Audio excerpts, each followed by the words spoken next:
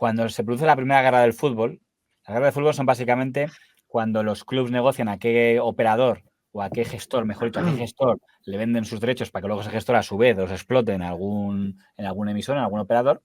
En ese momento había dos gestores, el gestor, digamos, del grupo Prisa, el señor Polanco, y el gestor de Antena 3, el señor Asensio, y estaban peleando a ver quién conseguía más derechos. Eso, en ese momento, como estamos, en ese momento, la empresa del grupo Antena 3, por así decirlo, del grupo de don Antonio Asensio, del grupo Z, para que negocia quedarse los derechos deportivos, está al frente de ella un policía que se llama don Joaquín Domingo Martorell. Un policía del que no había muchas fotos, no era alguien especialmente conocido. Y con fama extraña.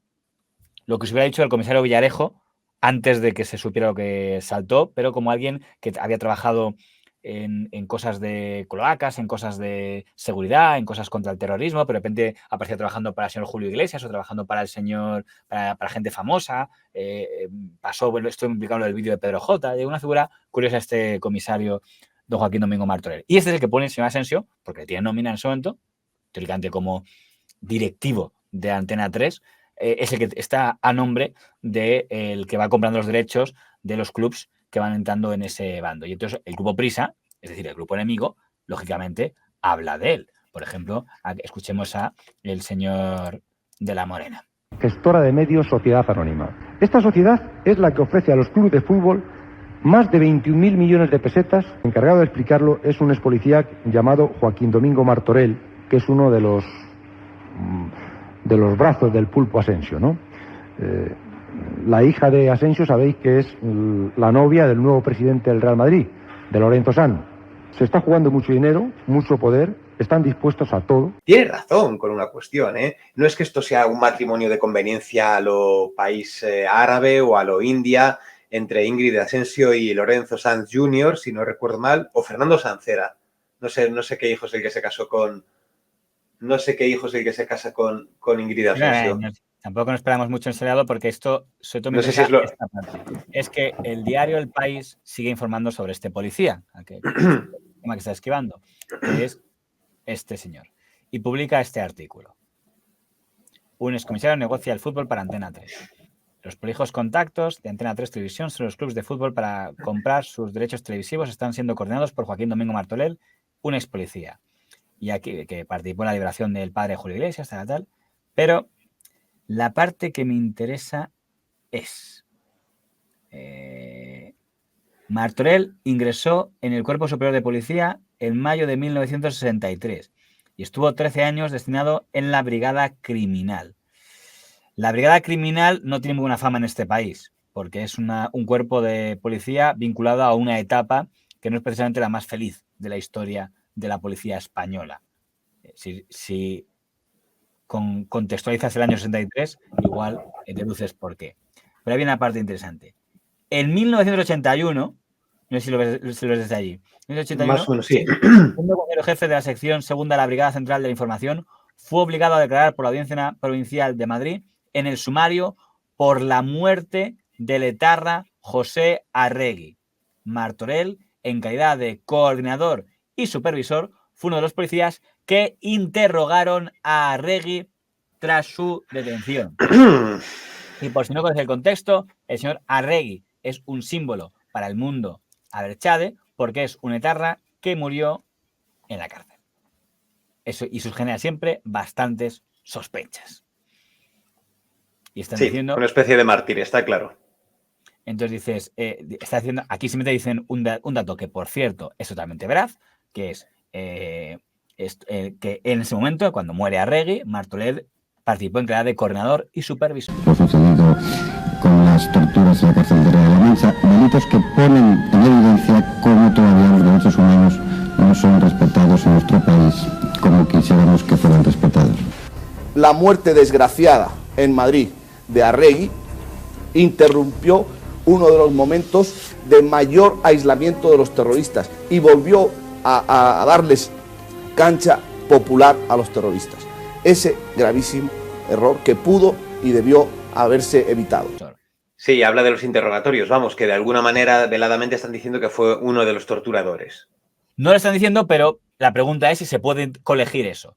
Y ya te digo que la interpretación que hizo Antena 3 de esto fue bastante clara. Y esto fue lo que dice Carrascal el mismo día que sale ese artículo en el diario El País en su informativo. También puede matarse indicando al asesino hacia dónde debe apuntar. Esa forma más sutil, más cobarde, se ha empleado contra un compañero de Antena 3 Televisión, ex policía él. En un periódico madrileño se le relaciona hoy torticeramente con la muerte del etarra José Arregui. La empresa de ese periódico disputa a Antena 3 Televisión los derechos del fútbol. Para obtenerlos no duda en torcer la realidad y propiciar el crimen. Pero que lo haga un periódico nacional por ganarse unos contratos desborda todos los límites del periodismo y de la decencia. Porque es verdad que, bueno, en esa época, digamos que uno de los presentadores estrella de Antena 3 era, como saben, José María Carrascal. Ese es el pobre anciano con corbata de miliki al que se refería el señor de la Morena. Están dispuestos a todo, incluso a sacar a un pobre anciano con la corbata de miliki en un telediario leyendo un comunicado a Asensio. La verdad es que con esas pintas pues no da pena ni da risa, da indiferencia, ¿no? Me parece espantoso y de una soberbia tan grande decir que Carrascal, precisamente Carrascal, generaba indiferencia, o referirte a Carrascal, que era una persona mítica, era una persona mítica, archiconocida, como una persona que genera indiferencia o que no da ni pena ni risa, pues me parece una bravuconada en este caso de la Morena muy grande. No solo el señor Carrascal, ¿eh? Ese día sale un comunicado entero de todo el grupo Antena 3 y de todo el grupo Z diciendo: El País está señalando a este directivo para que lo asesine ETA. Le está poniendo en peligro su vida publicando ese artículo y es responsable de lo que le pueda pasar. Y mandan una carta por todos los presentadores, don Manuel Campo Vidal, don Carlos Carnicero, todos los que hay en aquella época, una carta no al director del País, justamente al dueño, a don Jesús Polanco, carta a don Jesús Polanco de cómo puede permitir que por una lucha legítima por los derechos del fútbol llegar a la práctica de poner en peligro la vida de una persona. Pero muchísimo más triste que todo esto es a lo que ha llegado hoy el diario del Grupo Prisa, El País. Como van a ver, en uno de sus artículos llega a comprometer la seguridad de Joaquín Martorell, director de contratación deportiva de Antena 3 Televisión, con argumentos falsos y completamente fuera de lugar. Antonio Asensio, presidente de Antena 3 Televisión y Grupo Z, ha remitido al propietario de Prisa, Jesús de Polanco, una carta firmada además por directivos de esta cadena y directores de las publicaciones del Grupo Z. Dice textualmente: Distinguido señor, lo que publica hoy el diario El País bajo el título «Un excomisario negocia el fútbol para Antena 3» va demasiado lejos. En defensa de unos intereses empresariales no se puede echar a un hombre en manos de ETA ni aun con la verdad por delante. Como es lógico, Jesús Polanco le pasa la carta al director del País, que es el que le responde. Dice: la información que digo es veraz, es un hecho tal, por tanto, y comparto con ustedes que no hay que mezclar una guerra de derechos con esto, como ustedes acaban de hacer, porque decir, como diciendo con esta información, está poniendo en peligro la vida de un... Lo has dicho perfectamente, efectivamente, y es la muestra, caen en el mismo problema. Lo que está diciendo Carrascal tiene toda la razón, Carrascal, pero es que sabemos que ellos harían lo mismo y de hecho están intentando devolver la pelota que les han dado. Están intentando, por medio de un señalamiento y de dar noticias que son, que es información, que es totalmente cierto. Esto es lo que publicó El País al día siguiente de lo de Antena 3.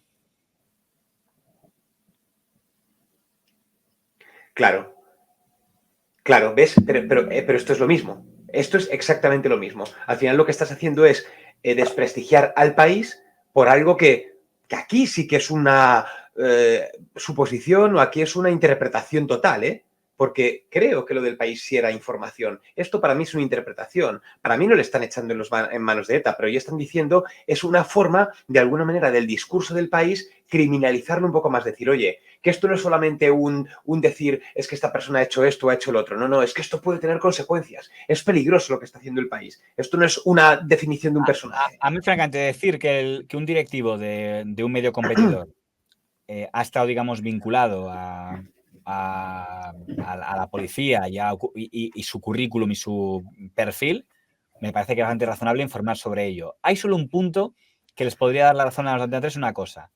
Si el País quiere acusar a Joaquín Domingo Martorell de torturas, debería decirlo claramente. Y si no, tendría que decir que no. Lo que me falta es decir, aunque no hay indicios de que él participara directamente en la tortura, es verdad que formó parte del equipo tal. Me falta esa parte, es decir, si, salvo que quieras acusar directamente. Si lo quieres acusar directamente, pues sí, contrástalo y dices, oye, fue señalado como uno de los que pudo haber participado en la tortura a Arregui. Y si no lo tienes acreditado, me falta la parte en la que dice, aunque no podemos acreditar, porque como hay un vacío extraño, tú mismo has hecho esa interpretación con todo has leído, parece que están dando a entender que participó en la... ¿Verdad? Que como ni siquiera están diciendo que José Arregui muriera torturado porque legalmente nunca se ha reconocido como tal, en el mundo pro-ETA lo tienen como un hecho seguro, pero en el mundo legal nunca hubo una condena por este asunto. Para hacer un artículo capcioso como es en este caso, tienes que cumplir dos cuestiones. Una, ser extremadamente prudente con lo que dices y otra, ser un poquito cobarde también y no pasarte de valiente. Entonces, es justo lo que están haciendo con este artículo, ni más ni menos. Está medido palabra por palabra, ¿eh? El nombrar lo que tú dices, que hubiera sido más ético periodísticamente, no era favorable para los objetivos que estaban buscando. Y les daba un armamento a los otros medios de comunicación que no querían darles, ni más ni menos. No les convenía.